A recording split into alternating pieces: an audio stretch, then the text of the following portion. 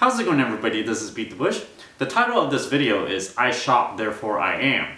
Now today I'm going to talk about why we consume so much and why we buy so many expensive things that we actually do not need. I do my fair share of overconsumption just like anybody else in the US, but I do try to keep it as low as I can. Before anything happens, you probably saw an advertisement, maybe one of your friends had one of these, or maybe you saw it on a social media post. Then you get to a point where you really want the item and you have this feeling where you cannot live without it. Maybe you could imagine that after you get it, life will be so much better after you get it. Now I think it's really good to know exactly what's happening in your mind just so that you can know what the advertisements is doing to you.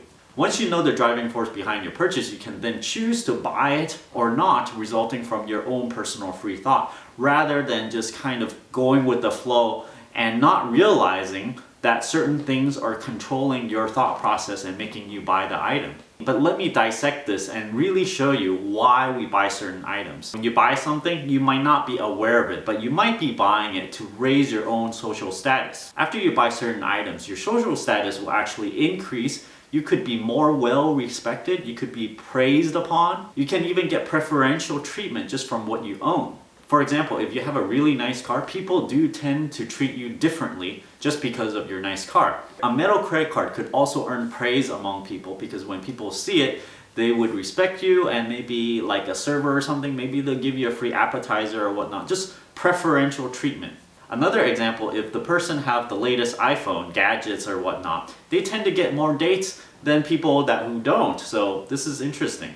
Now, how do you tell if you're buying something for the social status or if you're buying it strictly for the utility? You can do this simple test. If you buy this thing and no one ever sees it and you still like it, then quite possibly you're buying it for the utility. For example, if you buy something just for yourself, maybe it's only in your bedroom or something and no one else would ever see it and you don't ever talk about it either, then that item could quite possibly just be for utility. Having a luxurious item could provoke envy among other people. And envy could actually result in pain in the other persons. People are envious and then maybe they want it for themselves. Or envy could be the goodwill type of envy where people are actually happy for you that you got that certain item. Now let me cover TV and commercials. People usually say, oh yeah, you watch too much TV, you get brainwashed, you watch too much commercials, then you start to follow whatever they say. I feel like I am the experiment because I watch the TV. I sort of catch myself doing certain things and I'm like, why the heck did I do that? Like, I don't know about this product before. How come I'm buying this now? For example, this silk milk thing. I was drinking milk and all of a sudden I see that silk milk commercial, with that crazy man that like have this crazy eyeball smile thing. Anyway, the first time I watched it, I'm not gonna buy any silk milk. I think it must have been like 20 times that I watched that commercial over the length of watching many different shows. Well, one time I'm like, well, maybe I don't want to try milk. Let me be more healthy and like try some almond milk. So then I actually bought the silk milk. It was a totally bad idea because when I brought it home, I drank it. It tasted really bad because I mainly use it as a creamer, and apparently when you mix it with milk tea, it doesn't really cream anything. So I wouldn't have really gotten brainwashed with this silk milk thing. It wouldn't even occur to me to buy that if I didn't watch all those commercials. Another point is about half a year ago, they started selling these Oreo Thins. And what happened was quite interesting. I think I saw that commercial maybe 5 times and I happened to be at a grocery store and I'm like, hey, maybe I want to try some of those thin Oreos. I went to the aisle where they had the thin Oreos and I looked for it. In that aisle, they were actually all gone. And when I saw that I couldn't get it, then suddenly I realized, oh my gosh, probably a lot of people were watching the same exact commercial and they went to rush to get it. So right then and there I realized, oh my gosh, it's the commercial that did it, right? It's the repetitive commercial. When repeated enough times, it just sort of gets ingrained in your brain. So next time when you do it, you would be more likely to buy that item because it's in your mind, it's fresh in your mind. You remember that item and then you go, oh yeah, why don't I give it a try? So just remember, whenever something is repeated to you enough times, especially in commercials and stuff, then it starts to kind of wear you down. And the next time you go buy something, it would just kind of like appear in your mind and then you're gonna start buying it. I was researching online about overconsumption and how this actually drives our economy. I realize this is a strange thing to research, but It's just something that's got me interested, and I'm wondering, hey, what if everyone is frugal? What will happen to the economy? Because if people aren't spending, then maybe the economy will collapse. This led me to this Bernard Mandeville philosopher slash economist guy. Let me paraphrase his work, where he says, overconsumption really drives our economy. If all of a sudden we're all made virtuous, which means we're not doing any overconsumption, we're only consuming what we need, and we go and pursue our own passions or only to benefit others, then the economy will essentially collapse and we'll all go to living a simple but dirt poor life, and yet very virtuous. The phrase they like to use is, without private vices, there exists no public benefit.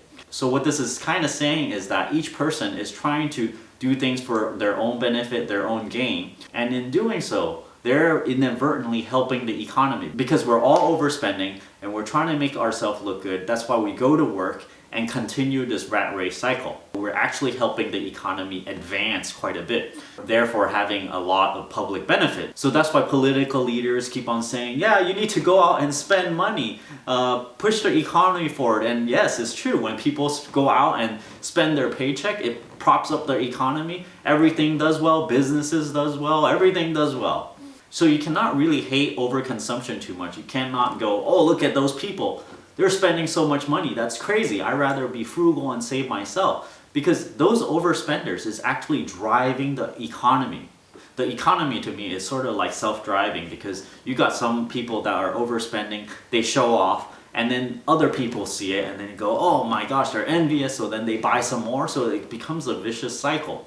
Vicious in the sense that when people overconsume, it's actually really killing the earth actually, because it's taking out all the resources, and all this stuff goes in the landfill. It's just ruining the whole earth, and it cannot continue this way for much longer, really. So like I said in the earlier video, that early retirement is only possible when all the other people are over-consuming. You need most of the people over-consuming. So then a small percentage of those people can earn a really high wage, retire early, while all the other people are driving the economy forward. In the comments of the early retirement videos, people have argued that even if everybody spend less, the economy will be doing okay because things would balance itself. Well, not according to this philosopher Bernard Mandeville, because if everyone's going to be cheap and only spend what they need, then essentially you're not going to be moving the economy forward, you're not going to be producing better and better stuff. So his argument is that if everyone is striving to be early retirees, then everyone's going to end up being dirt poor. So I think this is a really interesting thing to be aware, because once you're aware, it's like you step out of the matrix kind of and then go, oh my gosh, I cannot believe this has been happening to me all the time, because I've been buying a lot of stuff, and only now these days I realize that, hey, maybe I didn't really have to buy all those things. Maybe I was kind of pushed towards doing those things from advertisements, from magazines or whatnot. So I hope you enjoy thinking about consumerism this way. Today I'm actually giving away an Amir International travel power strip.